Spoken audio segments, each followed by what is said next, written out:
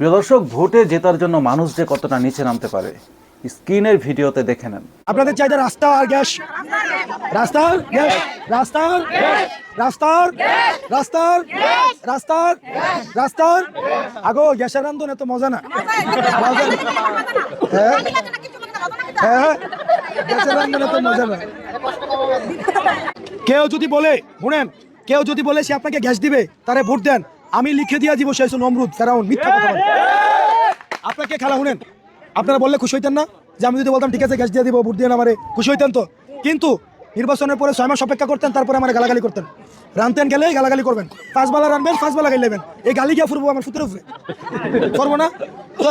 আমার ভোটে জিতার লাগে আমার ফুলারে গালি খাওয়ালাম আছে, যেটা সত্য এটাই। কারণ আপনি আমার ভোট না দিলে নাই, কারণ হেসা কথা কয়ে যদি ভোট না পাওয়া যায় তাহলে মিশা কথা কইতে হইব, কিন্তু আমি মিশা কথা কইতে পারবো না।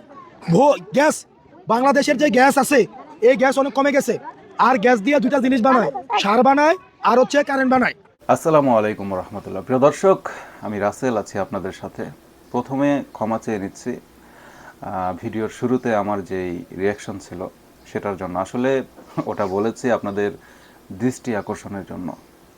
মূলত এই যে হাসনাত আবদুল্লাহ ভাইয়ের যেই ভোটের প্রচারণা আপনারা দেখলেন, এটি আমার দেখা সবচেয়ে সুন্দর একটা প্রচারণা ছিল, যেখানে প্রতারণা ছিল না, যেখানে সে সরাসরি বলে দিয়েছে তার কাছে গ্যাস চাওয়া হয়েছিল। সে বলেছে যে গ্যাস দেওয়া তার পক্ষে সম্ভব না, কারণ বাংলাদেশে সেই পরিমাণ গ্যাস নেই। এখন এই সত্য কথা বলার জন্য আপনারা যদি আমাকে ভোট দেন, দিবেন, না দিলে সমস্যা নাই, কিন্তু মিথ্যা বলা সম্ভব না। অথচ এই একই অবস্থানে দাঁড়িয়ে কত ভোটের প্রচারণার মধ্যে যে আমাদের দেশের নেতারা কত মিথ্যা কথা বলেছে তা গণেও শেষ করা যাবে না। আরে আমি যেই এলাকায় থাকি, এখানে যারা নির্বাচিত হয়েছিল বা এই 16-17 বছর যারা ক্ষমতায় ছিল, এরা যখন ভোট চেতে আসতো তখন এরকম কথাও বলেছে যে আমি যদি নির্বাচিত হই, পাশ করি, তাহলে 6 মাসের মধ্যে এই এলাকায় গ্যাস চলে আসবে। বাট আজকে 17 বছর চলে গেছে, আজও আসেনি। এখন যিনি নির্বাচিত হয়েছিল তার ক্ষমতা কিন্তু অনেক ছিল, তিনি ছিল একজন মন্ত্রী, বিদ্যুৎ প্রতিমন্ত্রী, অর্থাৎ এই বিদ্যুৎ জ্বালানি সব ওনার আন্ডারেই ছিল।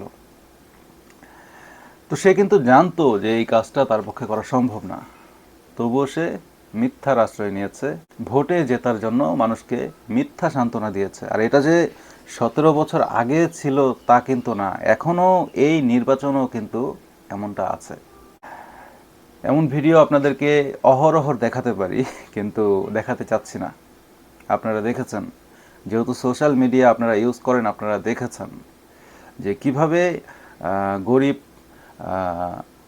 নিম্নবিত্ত মানুষদেরকে খুশি করার জন্য তাদেরকে মিথ্যা বলা হচ্ছে।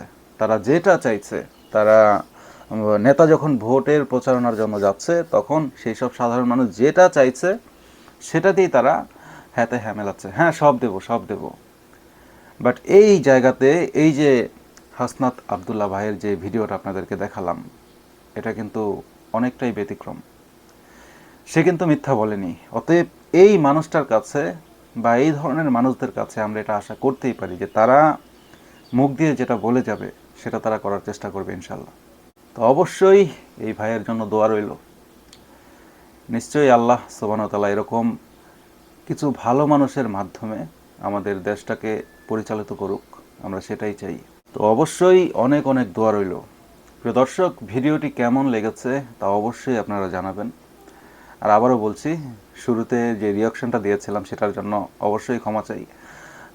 ভিডিওটি ভালো লাগলে অবশ্যই, কেউ যদি ফেসবুক পেজ থেকে দেখে থাকেন অবশ্যই পেজটাকে ফলো দিয়ে আমাদের সাথে থাকবেন, এবং ইউটিউব থেকে দেখে থাকলে অবশ্যই চ্যানেলটিকে সাবস্ক্রাইব করবেন এবং লাইক শেয়ার করতে ভুলবেন না। সকলে ভালো থাকবেন, সুস্থ থাকবেন। আল্লাহ হাফেজ। আসসালামু আলাইকুম ওয়া রাহমাতুল্লাহ ওয়া বারাকাতুহু।